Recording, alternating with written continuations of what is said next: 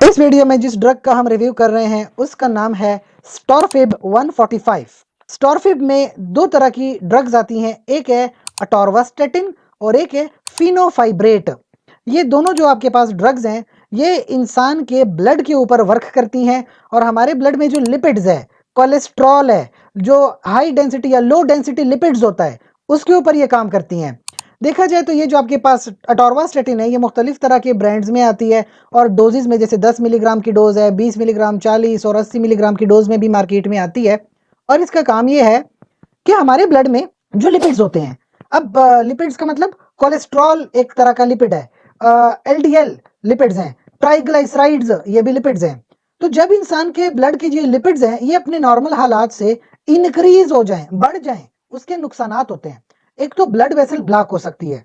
अगर blood vessel block हो गई तो मायोकार्डियल इंफार्क्शन यानी हार्ट अटैक हो सकता है, या कोरोनरी आर्टरी डिजीज, वो ब्लड वेसल जो हार्ट की तरफ ब्लड को सप्लाई करती है वो ब्लॉक हो सकती है, जिससे नुकसान होगा। ठीक है, तो इस तरह की मेडिसिन लेने से आप बेसिकली क्या कर रहे हो कि आपका कोलेस्ट्रॉल कंट्रोल करते हो। जो बैड कोलेस्ट्रॉल है, लो डेंसिटी लिपिड है या ट्राइग्लाइसराइड है, इसको कंट्रोल करते हो ताकि अगर किसी को हार्ट अटैक का रिस्क है वो बचा रहे, उसको हार्ट अटैक ना हो।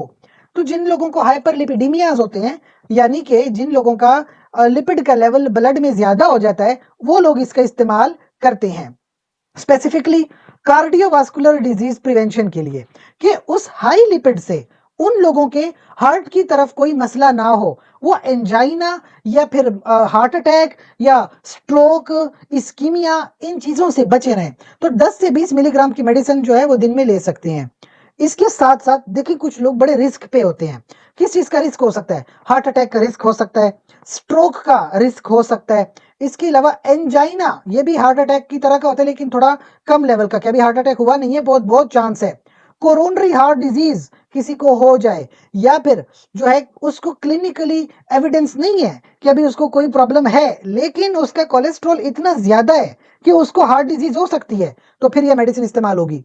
बस कुछ बातें आपने याद रखनी है कि अगर किसी को अटोरवास्टेटिन से एलर्जी है तो वो इस मेडिसिन का इस्तेमाल ना करे, या अगर किसी का जो लिवर है वो सही से काम नहीं कर रहा है ना, लिवर का फंक्शन डिस्टर्ब है, वो भी मेडिसिन का इस्तेमाल ना करे। इसके अलावा अपने डॉक्टर से मशवरा जरूर कीजिए। ये कोई ऐसी मेडिसिन नहीं है जो आप अपनी मर्जी से लोगे।